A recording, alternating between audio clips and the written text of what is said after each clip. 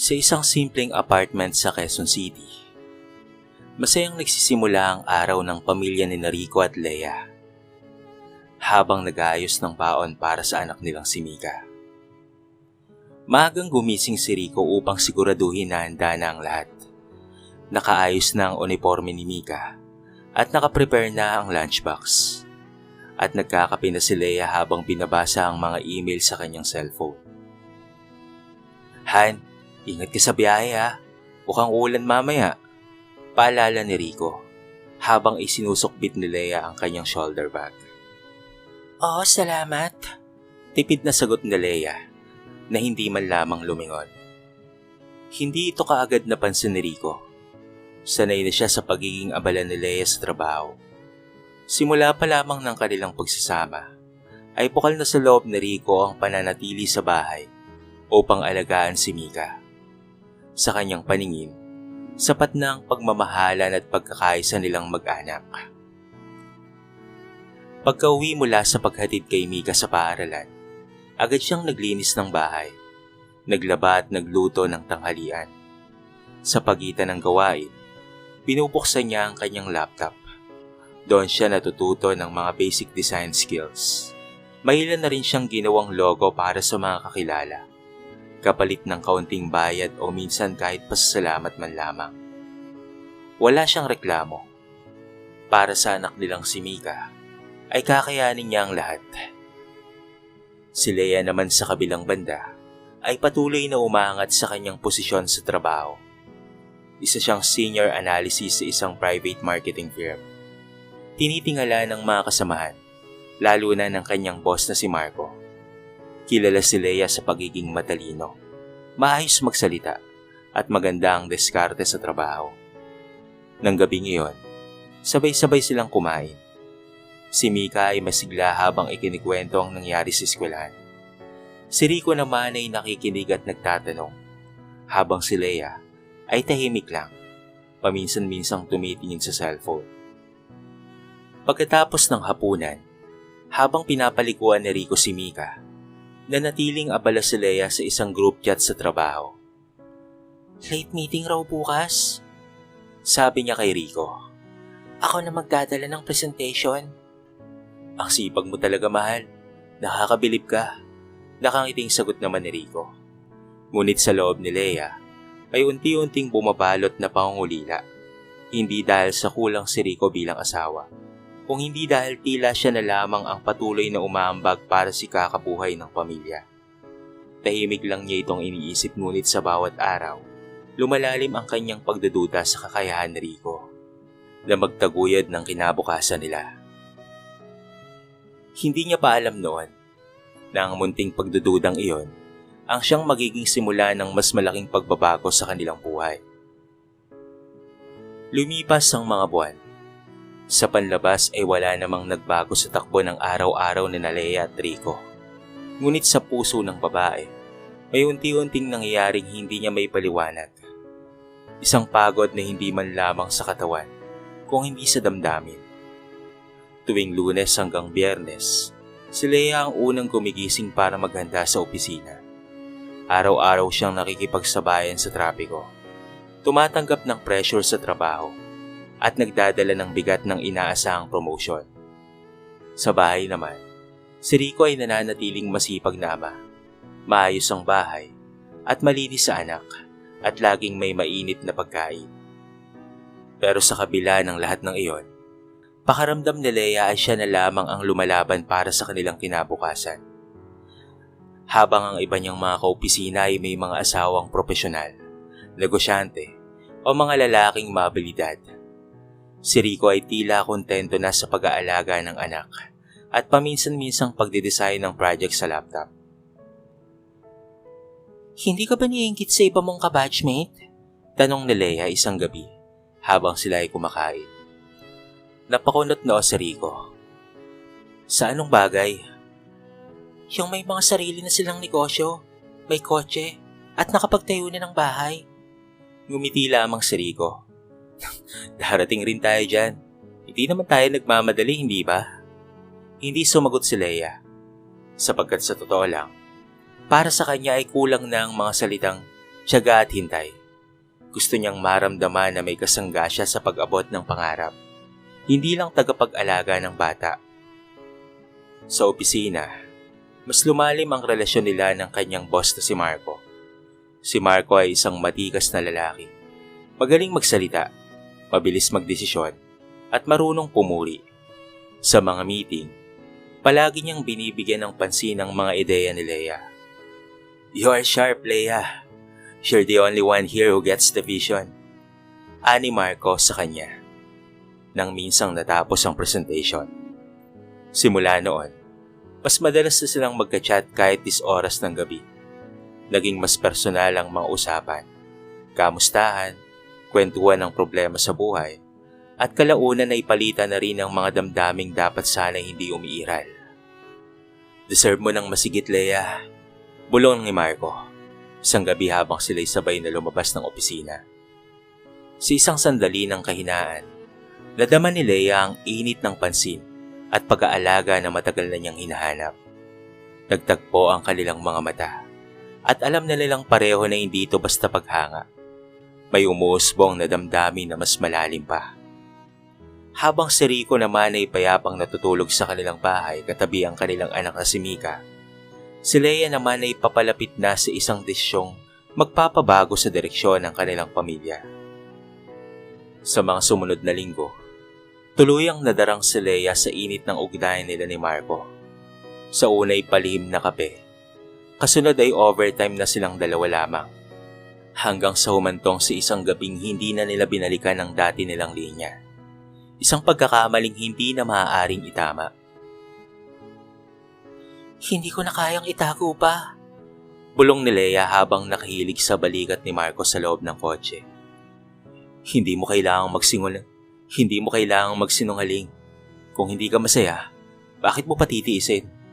Sagot ni Marco. Mahigpit ang hawak sa kanyang kamay. Sa bahay, si Rico ay tila bulag sa mga nangyayari. Patuloy siyang nagsusumikap bilang ama at palihim na inaaral ang graphic design sa YouTube at pati na rin sa mga online course. Sa katunayan ay nakakuha siya ng ilang freelance clients mula sa social media. At maliit ang kita, pero sapat para madagdagan ang budget sa bahay at makabili ng kaunting laruan para kay Mika. Isang gabi habang nililigpit ni Rico ang mga kalat sa sala, napansin niyang naiwan ni Leia ang cellphone nito. Wala siyang balak na makialam. Hindi niya ugali ang bagay na yon.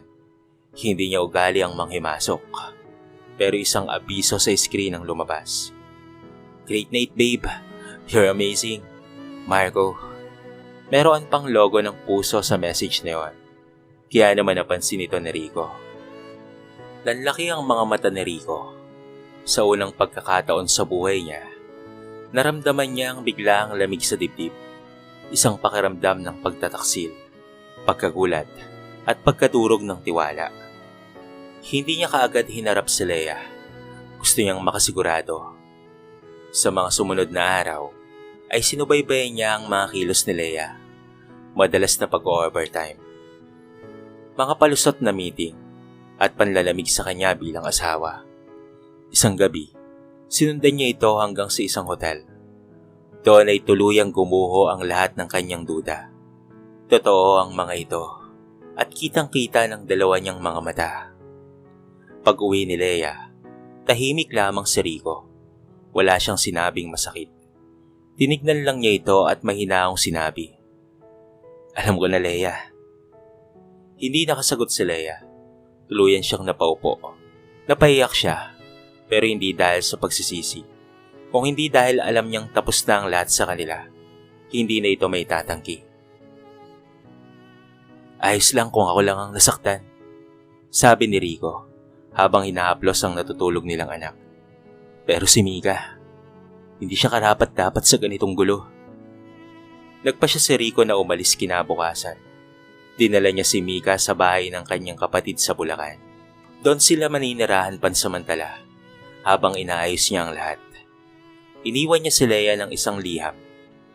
Walang panunumbat, walang kahit na isang mura, kung hindi isang payak na salitang, "Salamat at paalam."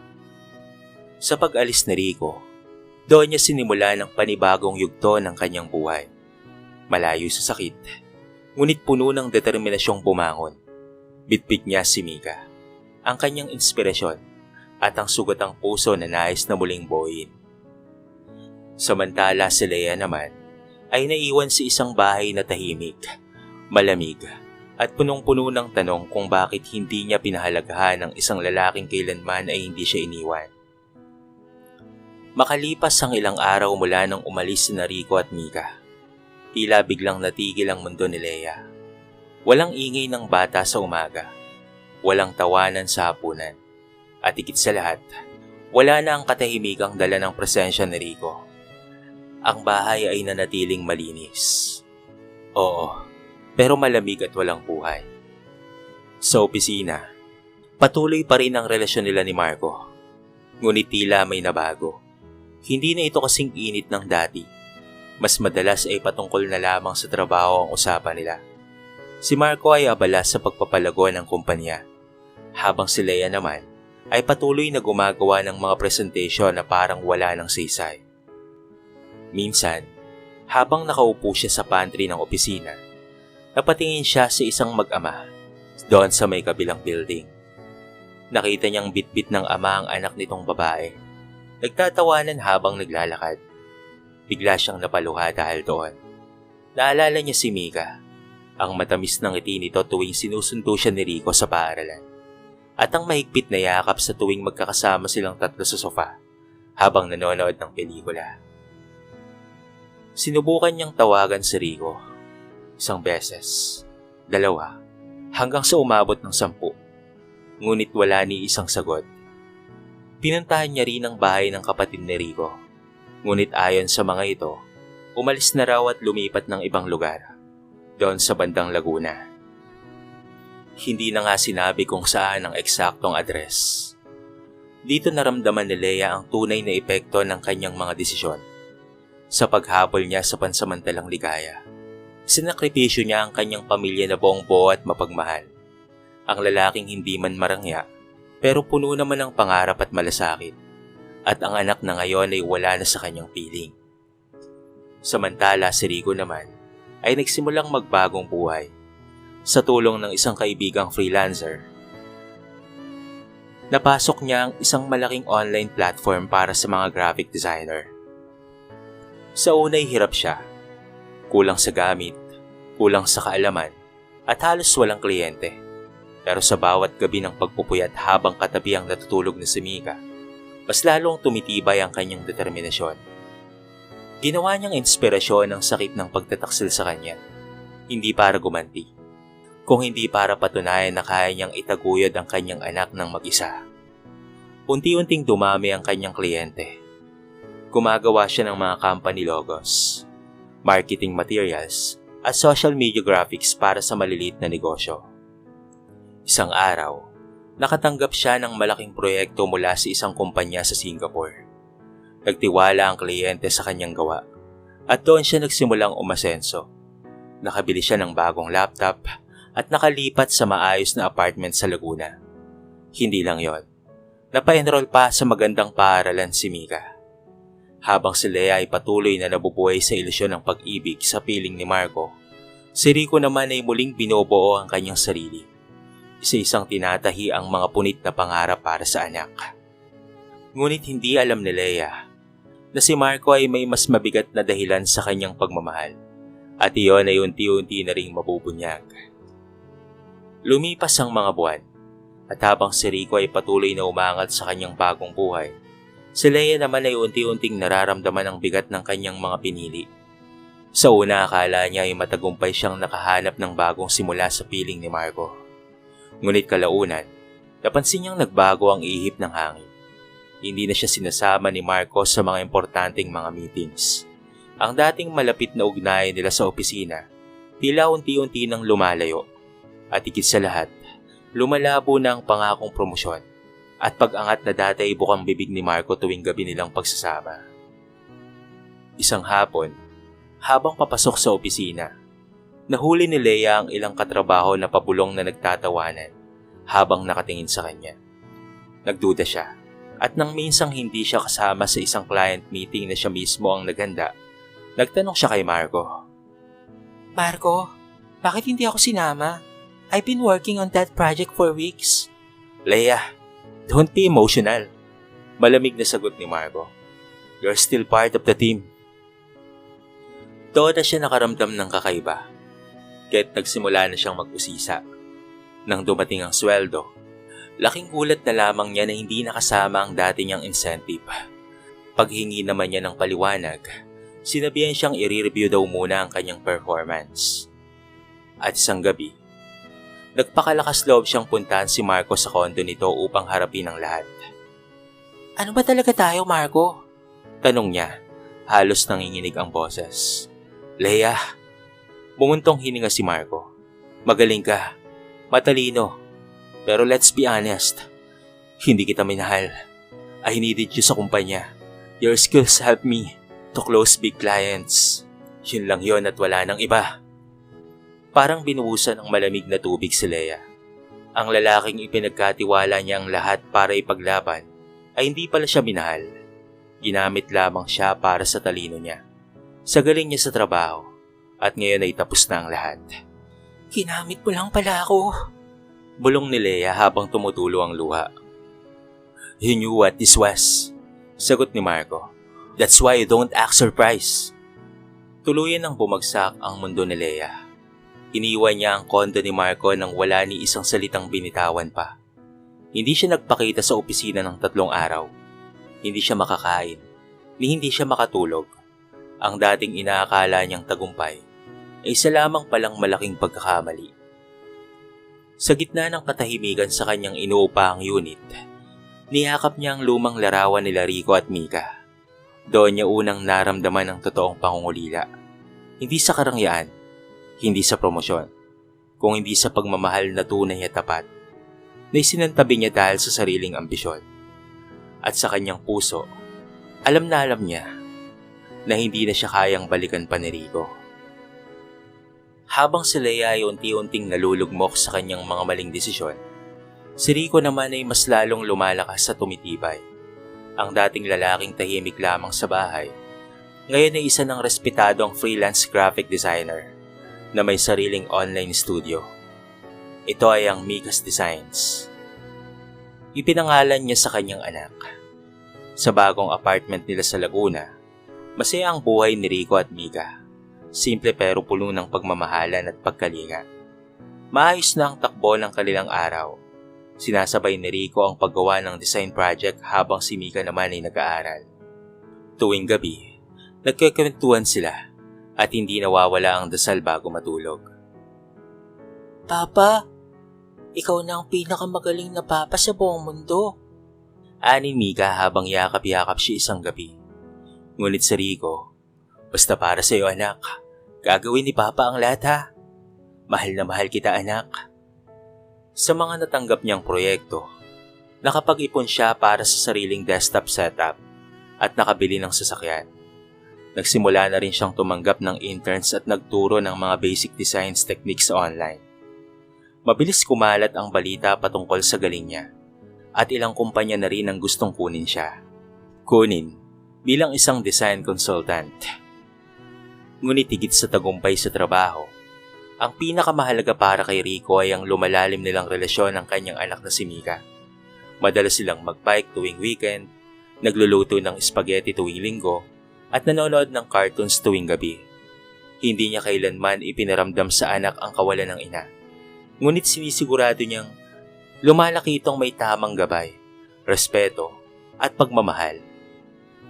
Isang araw, habang tumitingin siya ng email, may isang mensahe na tumambad sa kanya. From Leia Martinez. Kamusta ka na? Nakalagay sa mensahe. Napahinto si Rico. Ilang minuto siyang nakatitig sa screen. Nag-iisip kung dapat ba niya itong buksan. Pero sa huli, pinili niyang wag na lamang. Para saan pa? Para bumalik sa isang sakit na matagal na niyang tinanggap at nalampasan? Hindi siya galit, oo. Hindi rin siya naghahangad ng ganti, oo. Ngunit natutunan na niya na ang pagmamahal ay hindi sapat kung wala itong respeto at katapatan. Sa halip na sagutin ang email, inalala niya ang gabi kung kailan siya iniwan. Doon niya naisip kung gaano siya karupok noon. kung paano siya halos mabuhal sa sakit. Ngunit ngayon, isa na siyang matibay na ama, may sariling tagumpay at direksyon sa buhay. At sa bawat hapunan nilang dalawa ni Mika, palagi niyang ipinagdarasal ang isang bagay, na sana, sa kabila ng lahat ay matuto si Leia sa kanyang mga pagkakamali, hindi para muling bumalik, kung hindi para matutong bumangon muli. Dahil minsan, ang pinakamatinding tagumpay ay ang mamuhay ng payapa, masaya, at malaya mula sa mga sugat ng kahapon. Sa paglipas ng mga panahon, ramdam na ni Leia ang unti-unting pagkuho ng mundo'y dating inaakalang magdadala sa kanya ng kasiyahan. Hindi na siya muling tinawagan pa ni Marco. Nang bumalik siya sa opisina matapos ang ilang araw na pagkawala, inabutan siya ng isang liham. Notice of termination. Ang dahilan, paglabag sa company ethics, lahat ay tila planado, mula sa pagsira ng kanyang reputasyon hanggang sa tuluyang pagkawala ng kanyang kabuhayan. Sa isang iglap, ang babaeng dating hinahangaan sa opisina ay naging sentro ng chismis at pangungutya. Nauwi si Leia sa paghahanap ng bagong trabaho, ngunit saan man siya mag-apply, tila kasunod niya ang kanyang nakaraan. Ilang mga HR ang diretsahang nagsabi sa kanya, Magaling ka nga, pero baka hindi ka fit sa values ng kumpanya. Nalugmok siya sa hiya at pati na rin sa panghinayang. Minsang sinubukan niyang tawagan ang ina ni Rico upang makibalita sa anak, ngunit tinanggihan siya nito. Hindi mo na kailangang manggulo, Leia. Malamig na sagot ng matandang babae. Masaya na si Mika at pati na rin si Rico. Wala nang balak na bumalik pa sa nakaraan. Sa kabila ng matinding sakit ng rejection, sinubukan pa rin ni Leia na bumangon. Nag-apply siya sa maliit na kumpanya bilang assistant. Tinanggap naman siya ng isa sa mga ito, ngunit malayaw sa dati niyang sahod. Hindi na siya bumibili pa ng mamahaling kape. Hindi na rin siya sumasakay sa taxi. Nag-jeep at tricycle na lamang siya. Dala ang isang lumang shoulder bag na puno ng pag-asang makapagsisimula siyang muli. Sa mga gabi ng kanyang pag-iisa, madalas niyang titigan ang lumang larawan ni Rico at Mika. Ang dating tinitingnang ordinaryo niyang asawa, ngayon ay isa ng lalaking hinahangaan. Oo, hinahangaan sa larangan ng designs. Minsan, nakita niya ang page ng Mika's Designs. Milyon na ang followers. May mga workshop, testimonya ng clients, at larawan nila ni Mika na parehong masaya at kumpleto. Doon tuluyang sumambulat ang luha ni Leia. Hindi dahil naiinggit siya sa tagumpay ni Rico, kung hindi dahil alam niyang wala na siyang lugar sa mundong iyon. Ginamit niya ang maling paraan para hanapin ang kasiyahan. At sa uli, siya rin ang nagbayad ng pinakamataas na halaga, ang mawala ang pamilyang minsan ay po at tunay. Isang gabi, naglakas loob siyang magpadala ng mensahe kay Rico.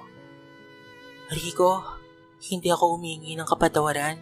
Alam kong hindi ako karapat-dapat para doon. Pero salamat ha, dahil sa'yo, natutunan kong pahalagahan ang mga bagay na dati kong hindi pinapansin. Kung sakaling dumating man ang panahon na kailangan mo ng tulong, nandito lang ako. Hanggang dito na lang. Walang reply, wala ring scene, pero para kay Leia, sapat na ang bagay na yon, ang may parating ang kanyang pag-amin, kahit hindi na siya inaasahang patawarin pa. Makalipas ang isang taon, tahimik ngunit matagumpay na namumuhay sina Rico at Mika sa Laguna. Ang kanilang maliit na graphic design studio ay lumago at naging isang digital design consultancy firm. Mayroon na siyang 3 full-time designers, 2 interns, at patuloy pa ring lumalaki ang client base nila. Hindi lang sa Pilipinas, kung hindi pati na rin sa ibang bansa. Ngunit higit sa lahat, higit sa kahit anumang tagumpay, ang pinakatagumpay para kay Rico ay ang pagpapalaki sa isang anak na masiyahin, magalang, at puno ng pangarap. Si Mika ay nangunguna sa klase, aktibo sa school activities, at madalas na napipiling class representative. Lahat ng ito ay bunga ng tiyaga at pagmamahal ng isang ama na minsang itinuring na walang ambisyon. Isang Sabado ng hapon, habang nag-aayos ng mga gamit si Rico sa bagong opisina nila, nilapitan siya ni Mika at tinanong, Papa, wala na ba talaga si Mama? Napahinto si Rico. Tinitigan niya ang anak na ngayon ay mas mature nang magsalita. Huminga siya ng malalim. Si mama mo anak, gumawa ng maling desisyon. Pero hindi ibig sabihin nun na masama siyang tao. Nagkamali lang talaga siya anak. Tulad ng lahat ng tao ay nagkakamali. Pero importante ay matuto siya. Tahimik na tumango lamang si Mika. Miss ko lang po siya minsan. Ngumiti si Rico, bagamat may kirot sa puso. Normal lang yan anak, pero tandaan mo, mahal ka ni Papa at gagawin ko ang lahat para mapasaya ka. Samantala, si Leia ay tahimik na naninirahan sa isang maliit na apartment sa Pasig. Nagtatrabaho na siya bilang content writer sa isang maliit na agency. Hindi man marangya, pero natuto na siyang maging mapagpakumbaba. Hindi na siya naghahanap ng pansin. Hindi na rin siya naghahanap ng kapalit o ng validation. Sa isang araw ng kanyang pag-scroll sa social media, muli niyang nakita ang larawan ni Rico at Mika. Magkayakap ang mga ito sa harap ng isang bagong bukas na creative hub. Hindi na siya umiyak, hindi na siya nasaktan. Sa halip, ay ngumiti na lamang siya, sapagkat sa wakas, natanggap na rin niya ang kanyang kabiguan at itinuring itong leksyon at hindi parusa. Sa isang panibagong blog post na kanyang isinulat, ito ang naging pamagat. Minsan ang pagmamahal ay hindi pagpupumilit, kung hindi pagpapalaya. At doon, tuluyan na nga siyang nagsimulang muli. Papa, Bulong ni Mika. tayong dalawa lang po talaga no? Ngumiti si Rico, tumingin sa langit at marahang tumango. Oh anak, tayong dalawa lang, at sapat na yon. Sa wakas, natagpuan nila ang kapayapaang hindi kailanman kayang ibigay ng yaman, posisyon o kapangyarihan. Kapayapaang bunga ng katapatan, sakripisyo at tunay na pagmamahal. Lumipas ang ilang taon at tuluyan ang huminahaw ng alon ng nakaraan. Ang mga sugat na minsan ay nagdurugo ay naging pilat na lamang. Mga paalalang minsan ay nasaktan, ngunit higit sa lahat ay natuto. Si Rico mula sa pagiging simpleng ama sa bahay ay naging huwarang negosyante at ama. Hindi siya kailanman naganap ng paghihiganti. Sa halip, pinatunayan niyang ang tunay na tagumpay ay hindi nasusukat sa yaman, kung hindi sa kakayahang panindigan ng tama at alagaan ng mahal sa buhay, kahit walang nakakakita. Si Mika naman, na lumaki sa piling ng isang ama, ay naging isang matalino at maunawing bata. Hindi niya man lubos na naranasan ang pagmamahal ng kanyang ina. Natutunan niyang patawarin at tanggapin ang mga bagay na wala sa kanyang kontrol. Isang lakas ng loob na bihira sa bata, ngunit sagana sa pusong pinalaki sa pagmamahal. At si Leia, na minsang naligaw sa landas ng ambisyon at pansariling pagnanasa, ay namuhay ng tahimik, hindi bilang talunan, kung hindi bilang isang babaeng nagkamali at buong tapang na umarap sa kanyang pagkukulang. Hindi niya na muling hinanap si Rico, ngunit sa kanyang puso, dala niya ang pangakong hindi na muling sasaktan ng sarili o kahit pa ang iba para sa pansamantalang aliw lamang. Ang buhay ay hindi palaging patas, ngunit sa dulo, ang kapalaran ay kumikiling sa mga marunong magpakumbaba, magpatawad at magmahal ng tapat. Dahil sa bawat pagkakamali, may pagkakataong bumangon. At sa bawat pusong wasak, may pag-asang muling mabubuo. Ito ang kanilang kwento, isang paalala, na minsan ang tunay na pagmamahal ay hindi pananatili, kung hindi ang pagbitaw kapag ito'y nararapat na. Dito na po nagtatapos ang ating maiksing kwento sa araw na ito. Sana po ay nagustuhan nyo. Kayo mga kabarangay, anong masasabi nyo sa ating kwento? Dapat pa bang patawarin ni Rico ang kanyang dating asawa na nagloko? Dapat pa ba niyang bigyan ng pagkakataon ng dati niyang asawa na muling makasama ang kanilang anak na nangungulila sa ina? O tama na lang na hindi na sila muling magkita pa? Ano sa tingin niyo mga kabarangay? I-comment niyo naman sa baba ang inyong mga opinyon at babasahin natin ang lahat ng yan. I-comment niyo na rin kung taga saan kayo para naman alam ko kung hanggang saan umabot ang video na ito. At kung bago ka pa lamang sa ating channel, baka naman pwedeng pakihit ang subscribe button at bell notification button para palagi kang updated sa mga bago nating upload na katulad nito. So paano mga kabarangay? Hanggang sa muli, thank you so much and peace out!